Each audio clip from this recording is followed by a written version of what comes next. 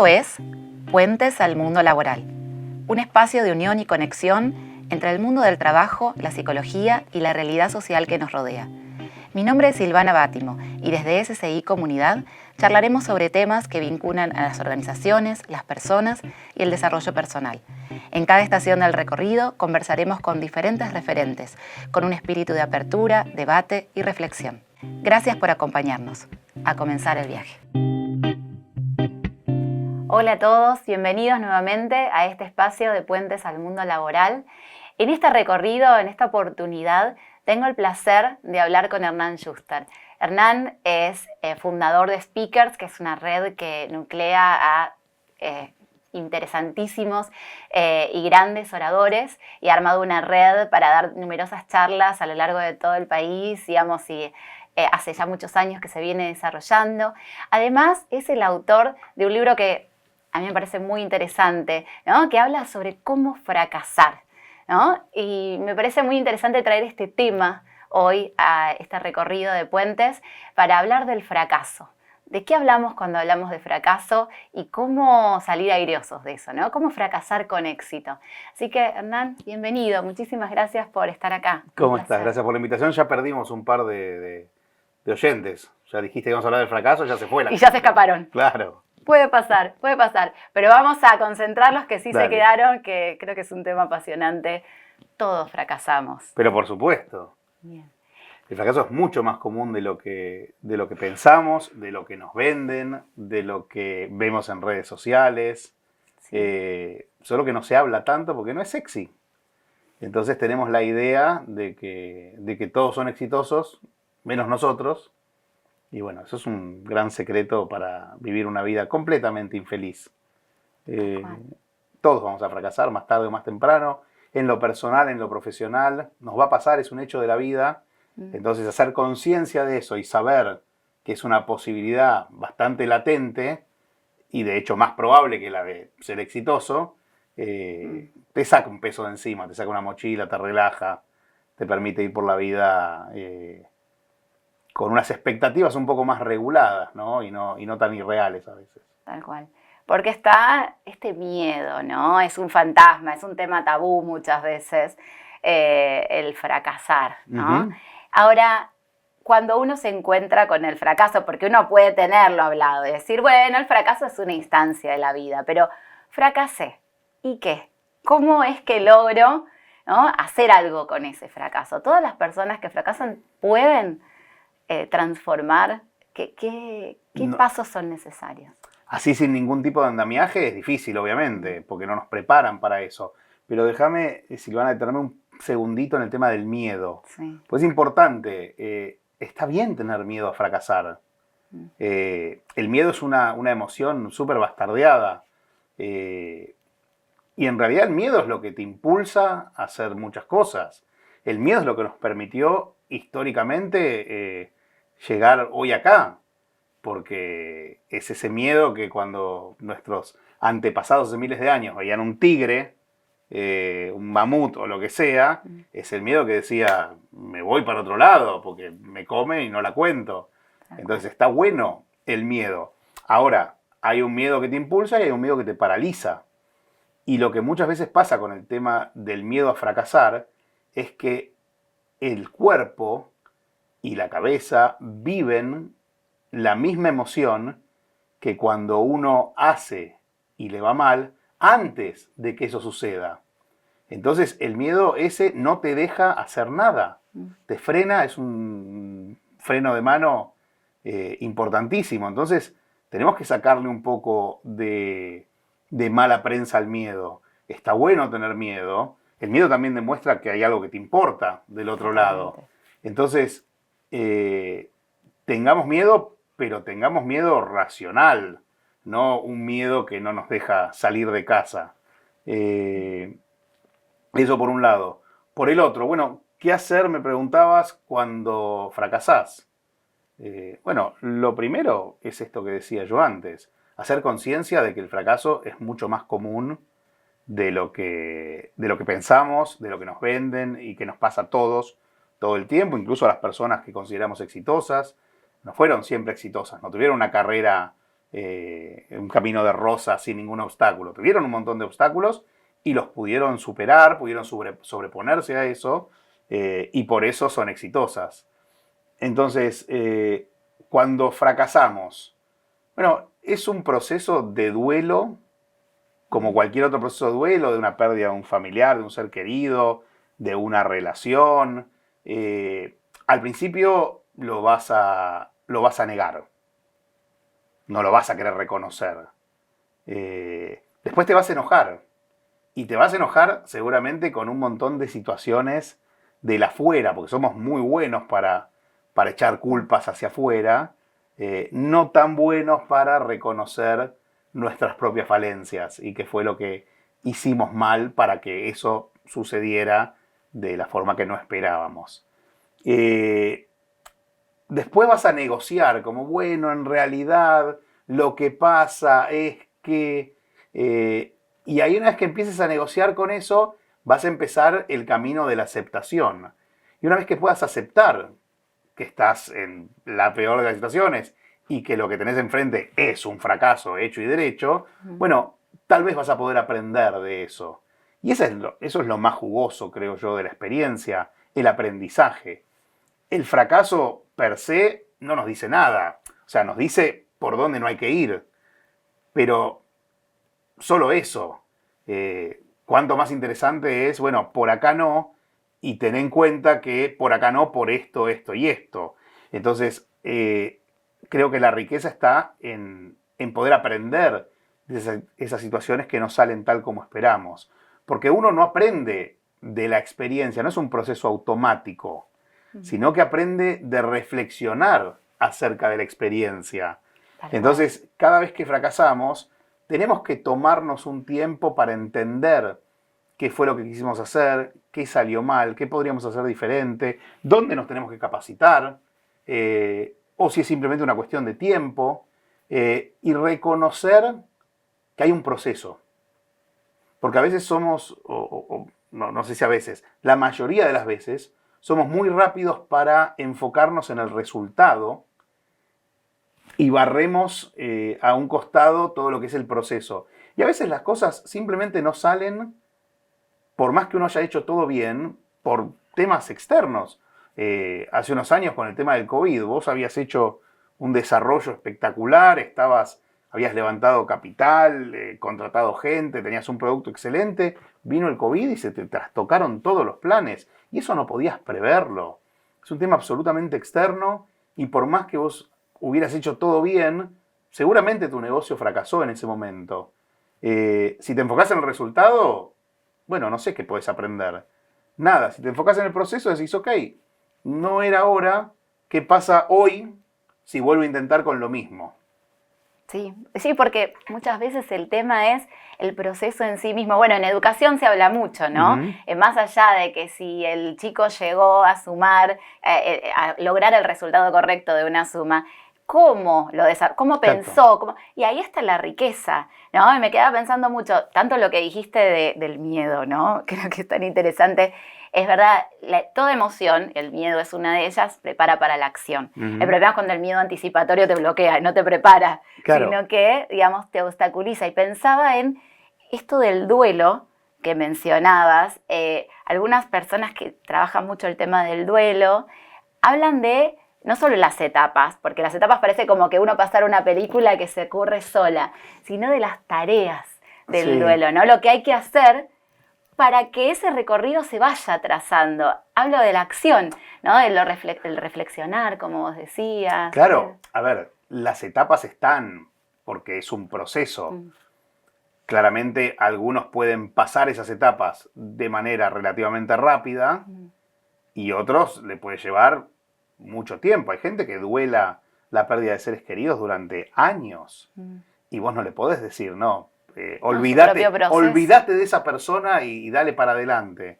Cada uno lo procesa diferente. También tenemos que entender que tanto el fracaso como el éxito son dos conceptos absolutamente subjetivos. Y se ponen en juego cosas que son diferentes para cada uno de nosotros. Lo que puede ser fracaso para vos puede no ser fracaso para mí y viceversa.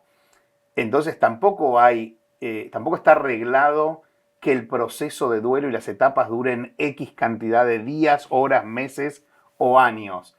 Lo que tenés que tratar es, a nivel pasos, es no quedarte rumiando sobre el fracaso, porque eso ya sucedió y no lo vas a poder cambiar. Pero sí podés volver a intentar. Sí. Y cuando vas a volver a intentar, bueno, probablemente el resultado sea diferente.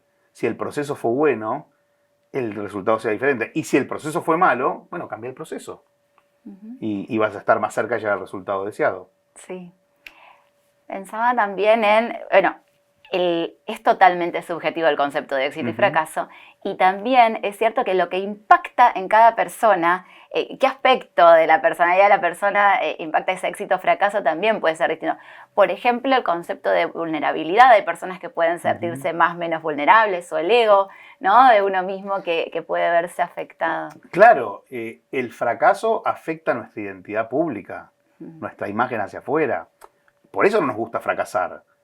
Porque nosotros tenemos una imagen que queremos cuidar y a nadie le gusta tampoco decepcionarse a sí mismo desde ya, pero decepcionar a sus pares, a sus padres, hablando más de los chicos, a sus jefes. No nos gusta fracasar y está bien que no nos guste. Pero creo que nos educaron mal en términos del fracaso. Porque creo que en la mayoría de los casos los mensajes que recibimos de chicos es: tenés que ser exitoso, tenés que sacarte 10 en el cole, tenés que destacarte en algún deporte, en alguna disciplina artística, llevarte bien con todos los compañeritos. Y con el fracaso, ¿qué nos dicen? Bueno, evitalo a toda costa, no te metas ahí, el fracaso es malo. Y esto es lo que hace que crezcamos con miedo a fracasar. Claro, lo mismo que el concepto de error. Exactamente. ¿No? Digamos, tratar de evitar la equivocación, ¿no? La cruz esa en la hoja, que mejor busquemos la carita feliz, El rojo. tilde, el rojo, lo que también se expone desde ese lado. Es también un tema interesantísimo cómo se ha trabajado el error, el concepto de error a lo largo del tiempo, ¿no? Y qué mirada, digamos, puede ayudar como a cambiar este tratamiento y hay que ver, digamos, hasta qué punto esto se aborda. Desde las empresas también lo pienso, desde los espacios de desarrollo profesional, porque uno dice, bueno, todos nos equivocamos, pero a nadie le gusta después llegar a esa instancia de reconocer ese error. No, por supuesto. Y creo que una de las razones por las cuales fracasamos en fracasar es que no tenemos un marco que pueda distinguir entre tipos de errores.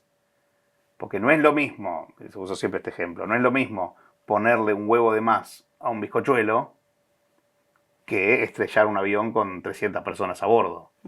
Son como dos tipos de errores bastante diferentes, ¿no? Entonces hay muchas clasificaciones que pueden ser los errores. No sé si tenemos tiempo para desarrollar, pero porque es medio largo.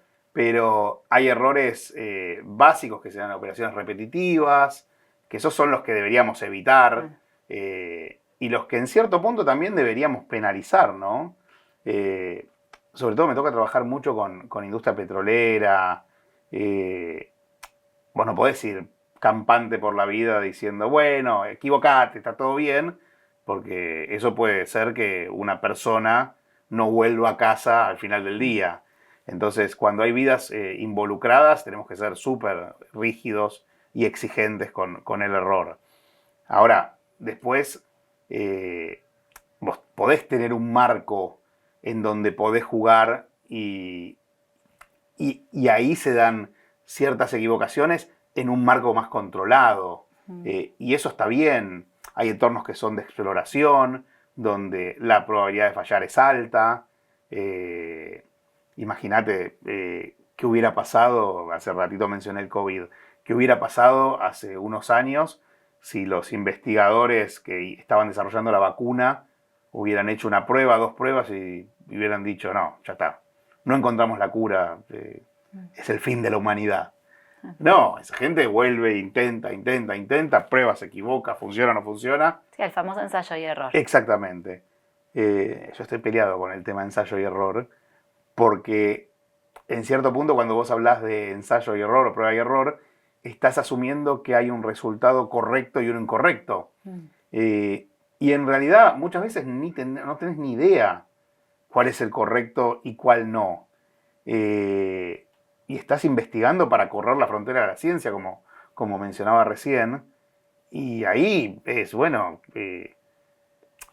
hay muchos inventos que se descubrieron por pura serendipia. Buscando un lado llegaste a otro y eso fue mucho mejor que lo que estabas buscando.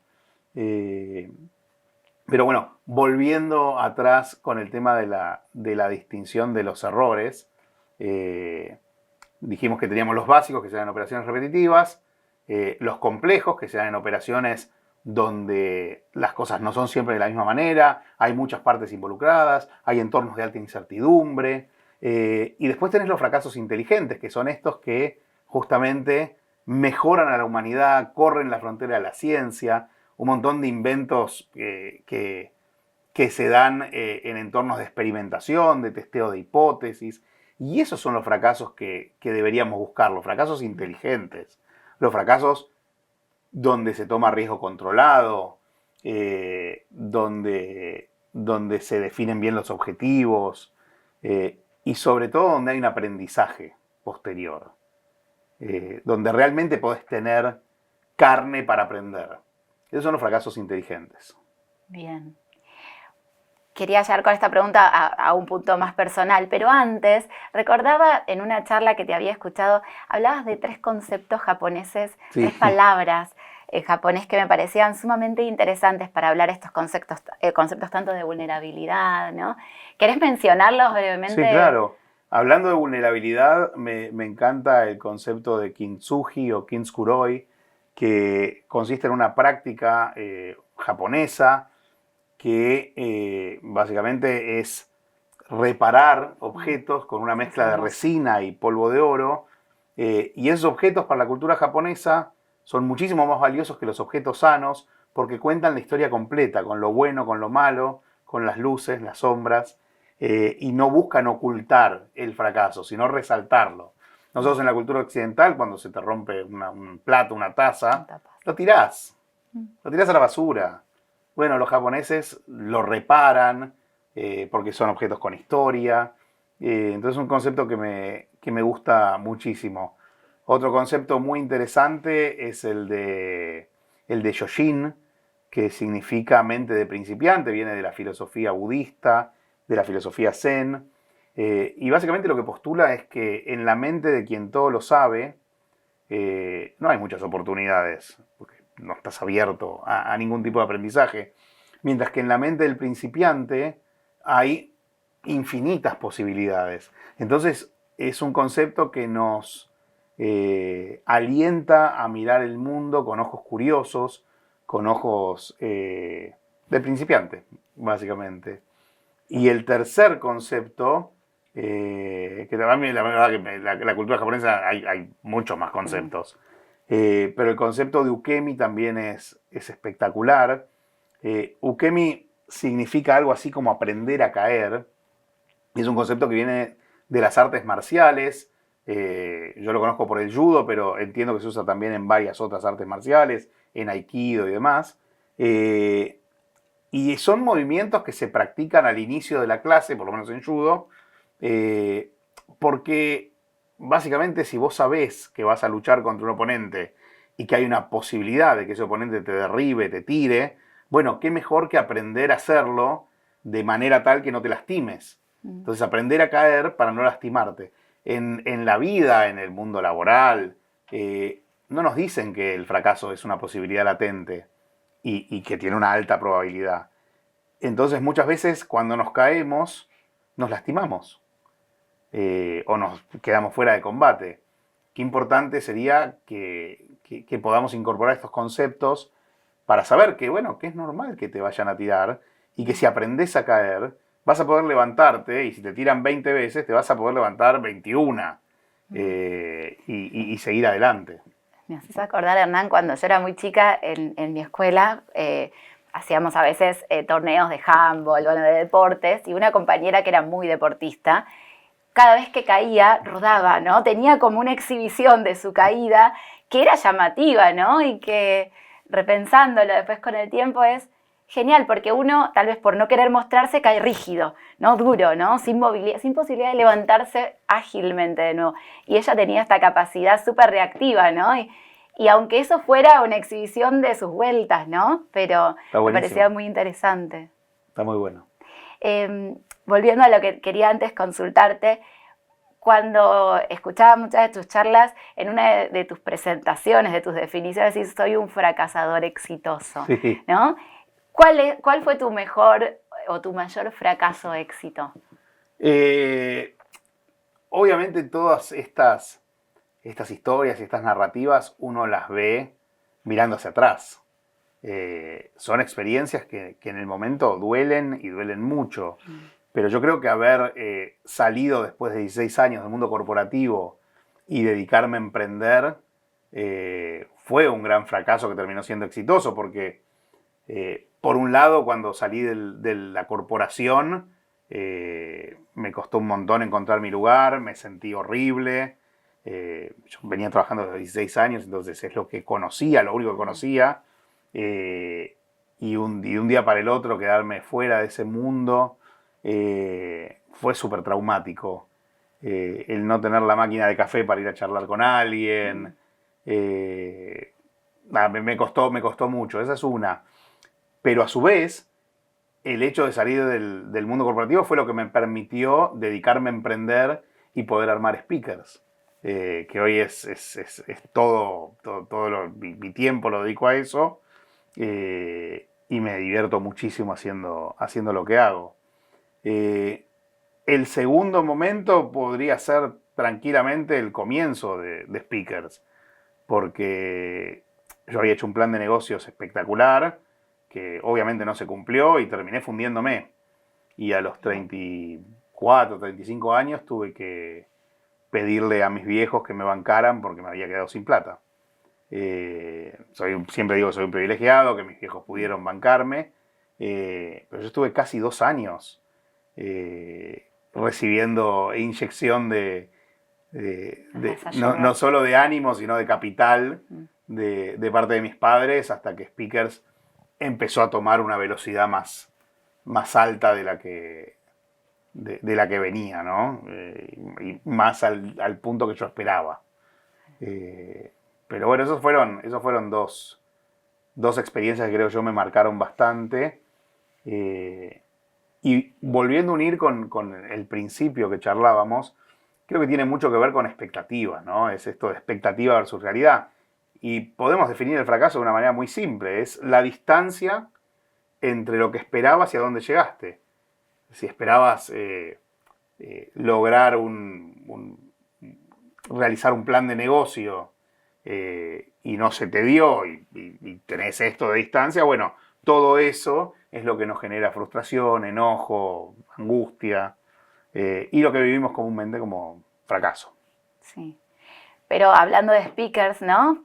Seguiste adelante. Sí, y hoy Speakers, bueno, tiene un desarrollo. ¿Querés contarnos un poco cómo es hoy Speakers, que llaman los rockstars de la palabra? Me encantó esa definición. Sí, nosotros siempre dijimos que queríamos un poco cambiar esa percepción de aburrido. Queremos desterrar la palabra aburrido de los eventos, ¿no? Claro. O esa solemnidad a veces que se da. Pero sobre todo me tocó 1000 veces en el mundo corporativo que ibas a eventos y venían unos oradores que eran un torre y te embolabas y decías, ¿qué hago acá? Podría estar con mi familia y estoy escuchando a este tipo que no hila dos ideas.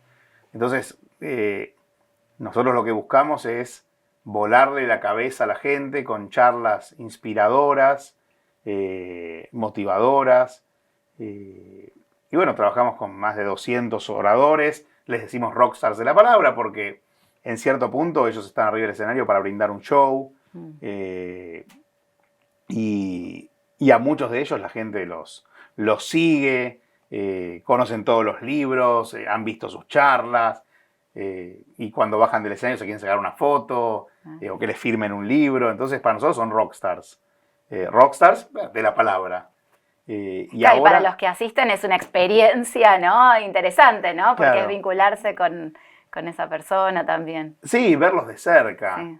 Sí. O sea, es que justamente por eso a nosotros todas las semanas nos llegan 2, 3 mensajes por redes de gente preguntando cuándo son las charlas, cuándo las pueden ver. Y lo cierto es que la mayoría de las veces no los pueden ver, porque son charlas que se dan en el contexto de eventos de empresas y demás. Entonces lo que decidimos fue acercar a los rockstars de la palabra al público y lanzamos Smart Talks, que es un ciclo que busca llevar a los rockstars al teatro. Entonces vamos a hacer ahora en octubre y noviembre 3 eventos, lanzamos este año con 3 eventos, en el Auditorio Belgrano y en el Teatro Coliseo, 1.200 personas, 1.700 personas en cada uno de los teatros, y tenemos 3 charlas espectaculares para que la gente pueda ir a ver ahí a sus speakers favoritos. Qué bueno, espectacular. Y al que le interese, ¿dónde puede buscar la información para anotarse? En Ticketek. Está todo en Ticketek, puede entrar ahí, ticketek.com.ar/SmartTalks con una sola T. Bien. Y ahí pueden ver la programación, quiénes son los oradores. Tenemos en el primer evento va a estar la Peque Pareto, Santi Gómez Cora, que es head coach de Puma 7, y Oveja Hernández, que fue DT de la selección que salió subcampeona del mundo en Tokio. Vamos a hablar de deporte, de trabajo en equipo, de liderazgo, de manejo de la frustración y los errores, manejo de los egos. Vamos a hablar de todos temas que tienen que ver con el deporte, pero todos de aplicación en el mundo corporativo, en el mundo empresario. Obviamente todos trabajamos en equipo, así que tiene mucho que ver. En el segundo evento vamos a tener una charla más orientada a lo que es la coyuntura, tanto económica como política. Vamos a estar con Claudio Suchovicki y con Nacho Girón, en un ambiente bastante relajado y demás. Y en el tercero vamos a estar hablando de liderazgo, del camino del 5% y de los secretos detrás de la magia de Disney, todo lo que es experiencia del cliente y cultura del servicio, con Jonathan Lloydy y Gaita González, 2 cracks que admiro muchísimo, amigos. Y bueno, vamos a ver cómo sale esa experiencia. Puede salir bien o puede ser un tremendo fracaso. Pero si es un tremendo fracaso, aprenderemos de él. Será con éxito para la próxima. Y volveremos a intentar más adelante. Pero suena muy bien, suena muy lindo. Bien, bueno, a seguirlo, ¿no? Y a darle difusión también me parece súper interesante, así que felicitaciones. Gracias. Y haciendo un pequeño pasaje final a una parte de esta charla que nosotros llamamos RCP, por las siglas también, R por recomendación, C por consejo y P de puente final, haciendo un poco el juego de palabras con nuestro nombre del podcast. Recomendación, consejo y puente. Bien. Entonces, para arrancar con la recomendación y hablando de speakers, ¿hay alguna charla que a vos haya sido una que te marcó, que digas, recomendaría escuchar esta charla, este tema? Me estás preguntando a cuál de mis hijos quiero más. Es muy difícil. Es muy difícil esa pregunta. Es muy difícil. Y la respuesta que te puedo dar es todas. Yo soy manija de las charlas y me encanta. Y yo he visto charlas de los speakers 30, 40 veces y me sigo riendo de los chistes. Y cada vez que las escucho de vuelta, distingo algo diferente, escucho algo diferente. Soy un apasionado de esto, de las charlas. ¿Con qué temas empezaron? No, súper variado. Siempre desde que empezamos, no es que dijimos, bueno, vamos a hacer charlas de innovación y después nos abrimos a otras temáticas. Yo que venía del mundo corporativo y tenía una idea de cómo... o tenía bastante idea, si querés, de los temas que se tratan en una empresa. Medio que armé el line-up inicial de speakers espejando eso que necesitaban las empresas. Que son muchos de los que yo contrataba cuando estaba del otro lado. Los que venían a reuniones de fin de año, a eventos y demás, después terminaron siendo mis compañeros de laburo. Claro. Pero no, está súper atomizado a nivel temas, hay de todo. Sí, yo he visto en la página de speakers, digamos, una diversidad de temas. Sí, hay mucho, la verdad que sí. Y expositores que la verdad que es muy interesante, así que bueno, un gran desarrollo. Bueno, voy a pasar a la... Fracasé con la recomendación, me parece igual. Me parece que fue inteligente la respuesta y quedémonos, me parece, con la recomendación de según los gustos, ¿no? Pero por supuesto, todo en la vida es según los gustos. Si querés, acá me subo al peldaño del ego y recomiendo mi charla. Digo, Bien. si quieren pasar un rato divertido escuchando sobre fracaso, mucho de lo que hablamos acá y muchas otras cosas más, pueden buscar ahí en YouTube alguna de mis charlas y quizás la pasan lindo un rato. Me parece interesante. En la C, el consejo. Me voy de nuevo al fracaso y me voy de nuevo a la mente, a la cabeza de ese fracasador reciente, ¿no? Que está transitando el duelo, los primeros pasos del duelo de ese fracaso. ¿Qué le recomendarías? ¿Qué le dirías? Mirá, una frase con la que abro todas mis charlas, que es, vas a fracasar, sabelo. Vamos, que hay que entender que es un hecho de la vida, que te va a ocurrir y que cuanto más duro choques contra eso, peor la vas a pasar. Y el consejo podría ser entender que el fracaso no es fatal ni definitivo, sino que es un paso más en el camino hacia el éxito. La mayoría de las veces, pero la inmensa mayoría de las veces, pensamos que estamos ante un problema gigante y cuando pasa el tiempo y miramos hacia atrás, era una piedrita, era nada. Entonces, poder tomar distancia y perspectiva para saber reconocer en dónde estamos parados. Excelente. Bueno, y esto está muy ligado, pero la P de puente final es alguna frase que creas que resume todas estas potentes ideas en relación al fracaso. Ya la spoileé, esta de vas a fracasar, sabelo. Creo que esa resume. Y nada, que salgan y fracasen con absoluto, rotundo y total éxito. Haciendo honor al libro. Que sí, a veces me dicen, bueno, ¿cuál es la receta del éxito? O cómo se puede evitar el fracaso. Y es muy fácil, no haciendo nada. Si vos no haces nada, seguro no vas a fracasar. Tampoco vas a lograr nada, pero no vas a fracasar. Entonces, si preferís quedarte ahí, bueno, vas a pasar por la vida como algo insignificante. Ahora, si decidís tomar riesgos y hacer cosas, bueno, existe la posibilidad de que la cosa no salga como esperás, pero si vos tenés un objetivo, tenés un propósito claro, vas a poder levantarte de la caída y volantear, como decía el GPS, recalculando, y vas a evitar los baches, los caminos, los piquetes, los arreglos, todo lo que hay en la ruta para llegar al destino donde quieres ir. Sí, que uno no puede controlar ese Por 100%, así que hay que recalcular. Hernán, un placer. Muchísimas gracias por este espacio. Gracias a vos. Bien, muchas gracias a ustedes por acompañarnos. Los invitamos a que nos sigan. Pueden encontrarnos en Spotify como Puentes al Mundo Laboral, en el canal de YouTube de SCI Comunidad. También van a encontrar nuestros videos. No olviden suscribirse y gracias nuevamente por acompañarnos.